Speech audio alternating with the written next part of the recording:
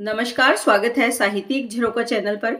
आज हम करेंगे इतिहास लेखन परंपरा के अंतर्गत आचार्य रामचंद्र शुक्ल।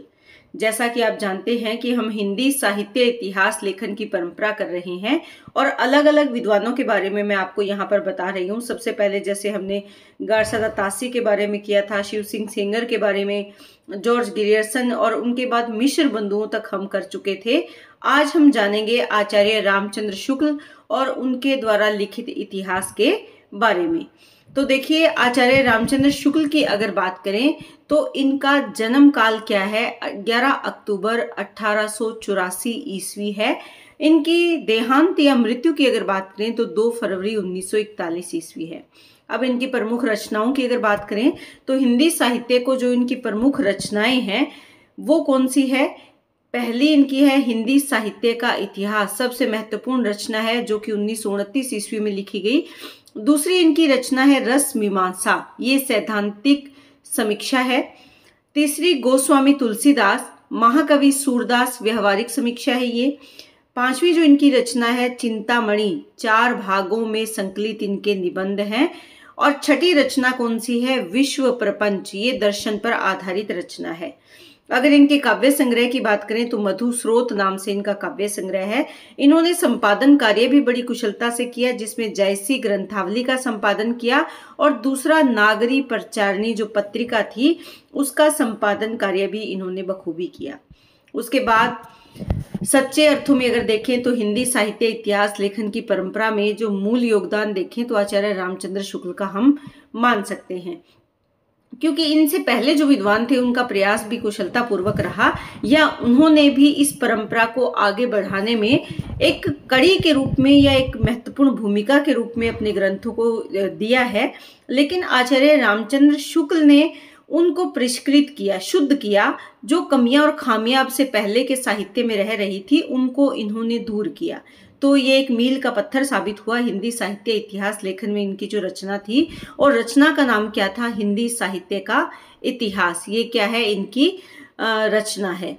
प्रकाशन किसके द्वारा किया गया? नागरी प्रचारणी सभा के द्वारा इसका प्रकाशन किया गया, जो कि काशी में है। और प्रकाशन कब किया गया? 1929 ईस्वी में किया गया। देखिए, आपको ये बात यहाँ पर ध्यान में रखनी होगी कि सबसे पहले 1929 ईस्वी में ये पुस्तक नागरी प्रचारणी सभा काशी द्वारा प्रकाशित किया गया। और सबसे पहले इसका प्रकाशन किस रूप में हुआ था?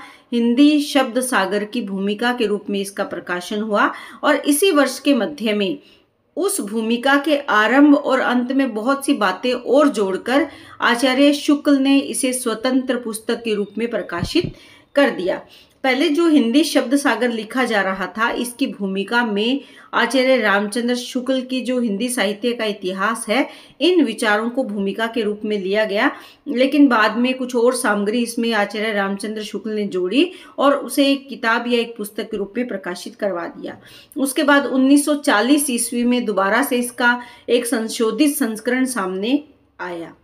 अब यहाँ पर आपको ये ध्यान रखना है कि हिंदी शब्द सागर जो रचना है, इसमें हमने देखा कि आचार्य रामचंद्र शुक्ल तो हैं ही, क्योंकि उन्होंने इसकी भूमिका लिखी है।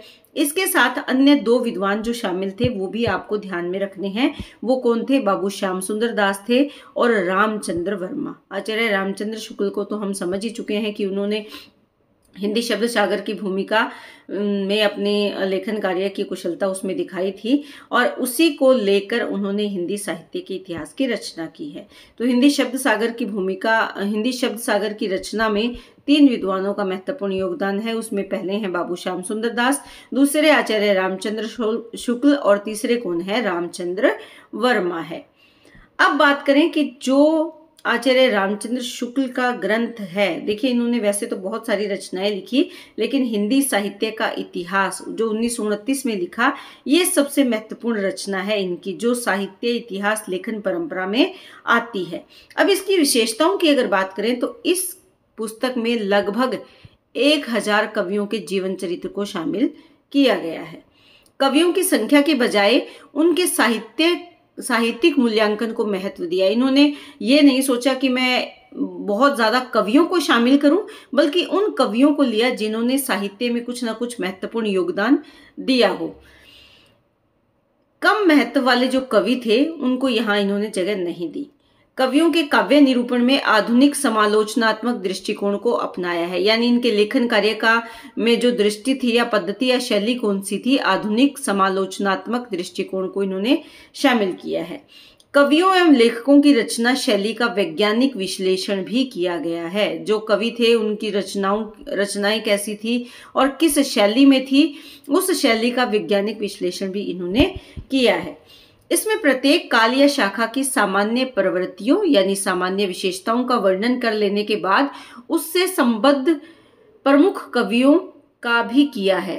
केवल यहाँ पर उन्होंने पुस्तकों का ध्यान नहीं रखा बल्कि उन कवियों को भी ध्यान में रखा है जो उनके रचनाकार थे। इस युग में आने वाले अन्य कवियों का विवरण उसके बाद फुटकल खाते में चला गया। यानी जब हम लिखते हैं कि प्रमुख और अन्य, तो प्रमुख कवि इन्होंने 1000 रखे, बाकी जो कवि थे वो फुटकल खाते में यानी अन्य कवियों में शामिल कर दिया जो बहुत ज्यादा महत्वपूर्ण नहीं थे। केदारनाथ पाठक सबसे महत्वपूर्ण योगदान इन्होंने दिया। जब इन्होंने ये रचना की तो उसमें सबसे ज्यादा सहयोग या योगदान आचार्य शुक्ल का किसने किया था? केदारनाथ पाठक ने दिया था। इस रचना के लेखन में शुक्ल जी ने जिन जिन साहित्य के इतिहास सामग्री जहां से ग्रहण की, उनमें जो महत्वपूर्ण रचनाएं आती है यानी जो आधार ग्रंथ उन्होंने लिए, जहां से इन्होंने अध्ययन किया और मूल तथ्य जुटाए, उसमें कौन है? मिश्र बंधु विनोद, जो कि मिश्र बंधु की रचना है। हिंदी कोविद रत्नमाला, ये श्याम सुंदर दास की रचना है। कविता कुमुदी रामनरेश त्रिपाठी की रचना है और ब्रज माधुरी सार वियोगी हरि की रचना है। इन रचनाओं को मूल तौर पर इनका विश्लेषण किया और यहाँ से जो मुख्य तथ्य थे वो एकत्रित करने में या इनकी जो हिंदी साहित्य का इतिहास है उसमें ये सामग्री के रूप में, सहयोगी सामग्री के रूप में इसका इस्तेमाल इन्होंने किया। इस ग्रंथ का आरंभ सिद्धों की वाणियों से किया जाता है। जो सिद्धों की वाणी है वहां से इस पुस्तक की शुरुआत इन्होंने की है।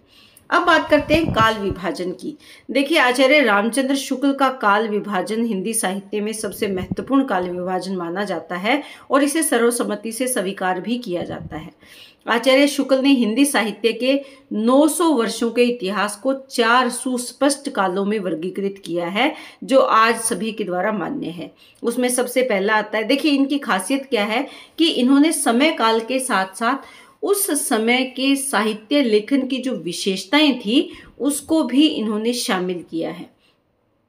जैसे सबसे पहले आता है वीर गाथा काल। ये आदिकालीन या दूसरा इसका नाम इन्होंने क्या दिया है? आदिकाल। कब से शुरुआत मानी है? विक्रम संवत 1050 से लेकर 1375 तक का समय इन्होंने इसमें शामिल किया है। वीर गाथा काल को इन्होंने 2 भागों में बांटा है। एक तो अपभ्रंश काल या प्राकृत भाष हिंदी काल, जिसका समय काल 1050 से 1200 विक्रम संवत तक माना है। दूसरा क्या है? वीर गाथा काल। यहाँ थोड़ी टाइपिंग मिस्टेक है।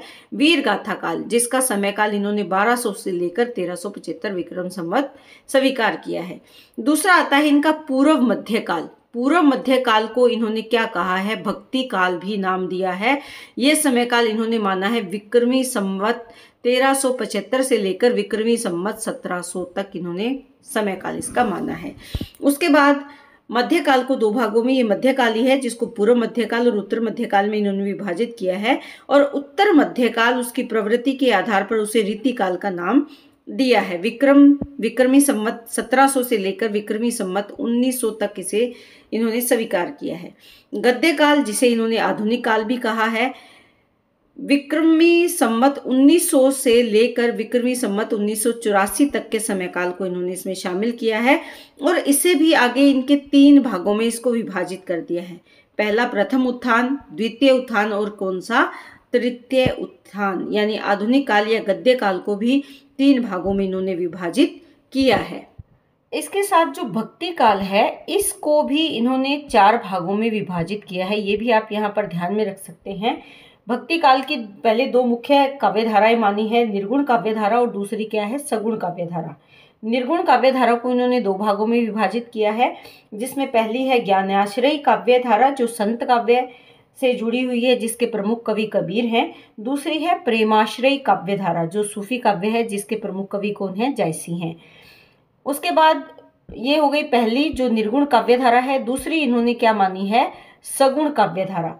सगुण काव्यधारा को भी इन्होंने दो भागों में बांटा है, कृष्णाश्रय काव्यधारा और रामाश्रय काव्यधारा। जो कृष्णाश्रय काव्यधारा है उसके प्रमुख कवि जैसा कि हम सब जानते हैं सूरदास जी हैं, और रामाश्रय काव्यधारा जो राम काव्य से जुड़ी है और इसके प्रमुख कवि कौन है, तुलसीदास हैं। तो ये बातें आपको यहाँ ध्यान में रखनी होगी। इसके साथ साथ जो वीरगाथा काल नाम इन्होंने दिया है उसको नामकरण के लिए या इस समय काल को ये नामकरण देने के लिए इन्होंने 12 ग्रंथों को आधार बनाया है या 12 ग्रंथों को आधार के रूप में लिया है, जिसमें सबसे पहले विजयपाल रासो है, दूसरा इनका जो ग्रंथ है जिसको लिया है इन्होंने वो हमीर रासो है, तीसरा पृथ्वीराज रासो है, चौथी जो रचना है वो परमाल रासो है, पांचवी बीसल देव रासो, छठी रचना कौन सी है, खुमान रासो। उसके बाद इन्होंने कीर्ति लता और कीर्ति पताका को भी शामिल किया है, विद्यापति की पदावली को भी लिया है, जयचंद प्रकाश, जय मयंक जस चंद्रिका और खुसरो की पहेलियां, ये 12 ग्रंथ है जिनको आचार्य रामचंद्र शुक्ल ने वीरगाथा काल नामकरण के लिए आधार बनाया है। तो यहाँ पर ऐसा पूछा जा सकता है कि वीरगाथा काल का नामकरण देने के लिए कितने ग्रंथों को आधार रूप में आचार्य शुक्ल ने माना है, तो 12 ग्रंथों को माना है, ये आप ध्यान में रखें।